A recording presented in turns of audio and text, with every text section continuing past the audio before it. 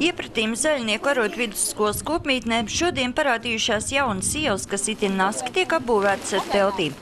Ļoti forši. Viss tā labi, tā interesanti pašiem tā. Viss tā. Visiem paši piedzīvot tā, ka citu ceļu tur jau nav interesanti. Vairāk nekā 200 lielās Latvijas mazpulku vasaras nometnes dalībnieki visu mācību gadu Latvijas valsts meža finansētā projektā pētījuši, kā no čiekura top lietuskoks. Ir daudz un smagi jāstrādā, lai no čiekura izaugt lietuskoks, bet, ja grib un ir iespēja, tad varu izveidot. Zemgalē projekta dalībnieki pavadījuši 4 dienas. Veselu dienu veltam Tērvetes dabas parka iepazīšanai ar dažādām nodarbībām speciālistu vadībā.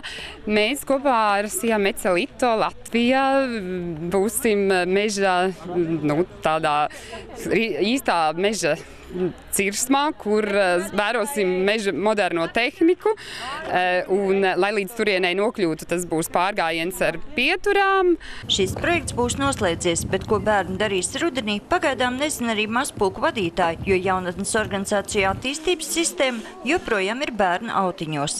Vislabprātāk mēs saņemtu naudu valsts jaunatnes programmā, tajā finansējuma ailītē, kas ir domāta jaunas organizāciju attīstībai, un tad mēs varētu piemērot savas programmas tam, kas mums tajā brīdī ir vajadzīgs. Šobrīd ir otrādi, kur mēs atrodam iespēju, tur mēs dabonam naudiņu, un tad mēs piemērojam programmu tai naudiņai. Pašlaik jaunatnes organizācijām no valsts tiek piešķirti 100 000 latu, bet līdz organizācijām nonāk tikai 13 000. Pārējā nauda ir sadalīta dažādiem projektiem, pašvaldībām sadarbībā ar jaunatnes organizācijām, bet ne sistēmai un atbalstam pamatdarbības nodrošināšanai. Tā kā patiesībā naudu mēs saņemam šobrīd no maija līdz oktobrim savu biroju tādai minimālai uzturēšanai.